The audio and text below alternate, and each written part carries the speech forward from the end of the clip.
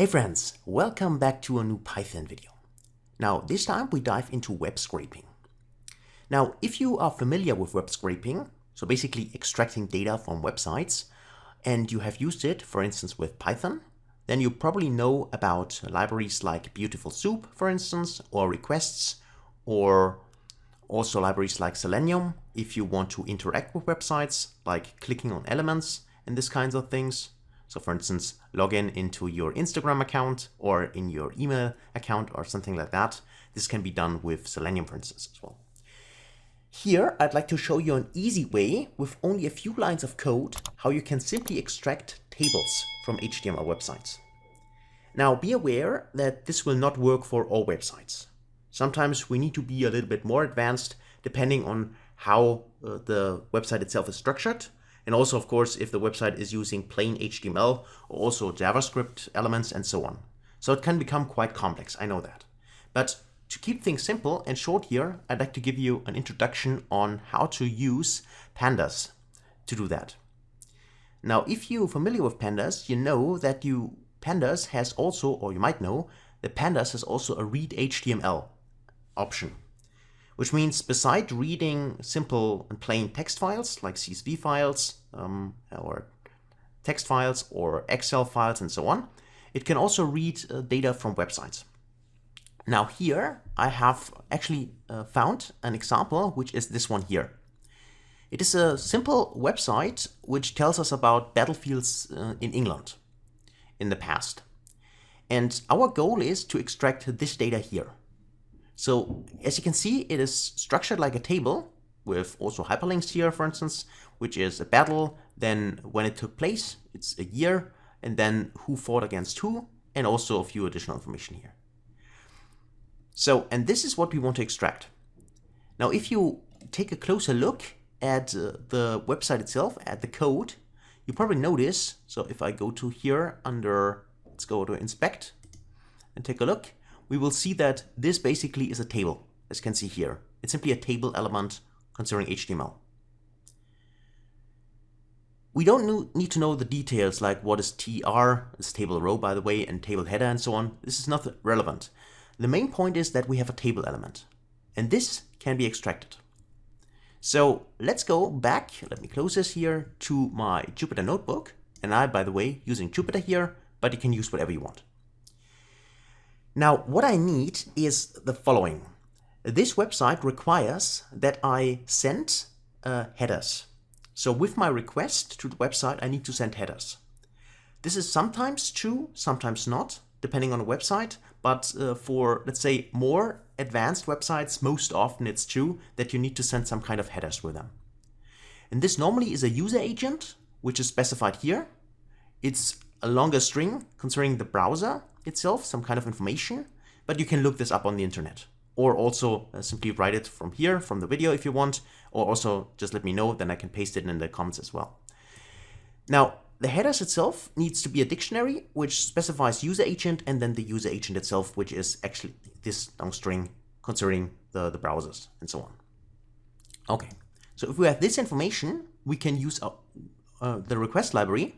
That's why I imported here requests to make our request.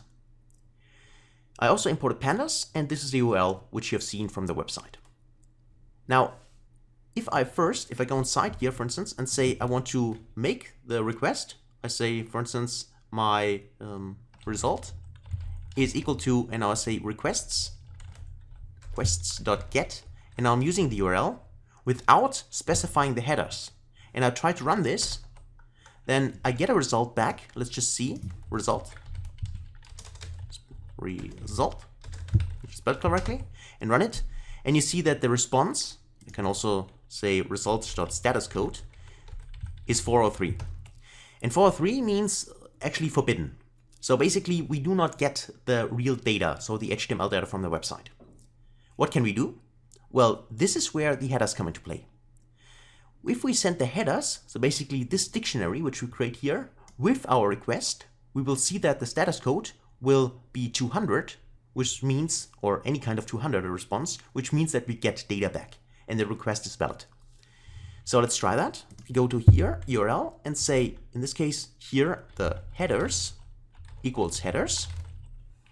So this is keyword. We run this again and we're done. And let's just check the status code and we get a 200 response. That's what we want. Because now we can take a look at what we get by simply calling result.text.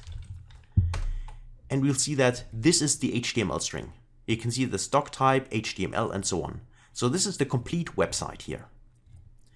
So of course we only want to have the table, but with this website here, with the HTML, we can use pandas read HTML to get the table itself.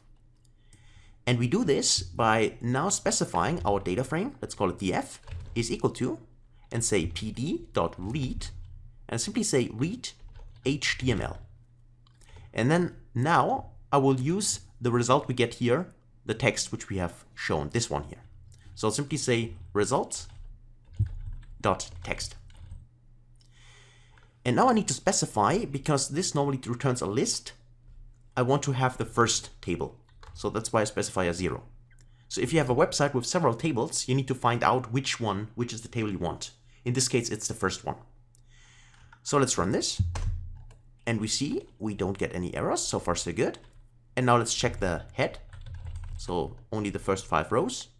And by the way, if you specify, for instance, 10 here or 20, then this is the amount of rows you get back. But if we run this, we will see that we have a normal pandas data frame. Now we did not specify the headers. This is why we simply got 0, 1, 2, and so on. But the table itself here is exactly the data which we extracted from the website. So this is it actually. Reading data with pandas can be quite easy. Depending on the website, sometimes you can also use pd.read HTML directly and only need to put in the URL, like this one. The reason why this did not work here, because I tried it, is this website requires us to also send the headers. So that is why I first used the request library to extract actually the HTML itself. So including with my request the headers argument, which means I get the valid response, I get the HTML, and then I simply use the HTML, which I stored in the result variable, and then read my data. And be aware again that you need to specify what kind of table you want, because this read HTML returns a list, depending on how many tables there are on the website. And that's it. And then we have our data inside, and we can work with this data. We can explore it, we can visualize something, and depending what kind of data we have, we can also now build our machine learning models or whatever we want to do. So that's it. So thanks a lot for watching. Hopefully that was interesting to you. If so, then please consider subscribing to the channel. It would help a lot, and also of course encourage me to create more videos for you. If you have questions, feel free to ask. As always, thanks so much, and hopefully see you in the next video. Until then, best guys.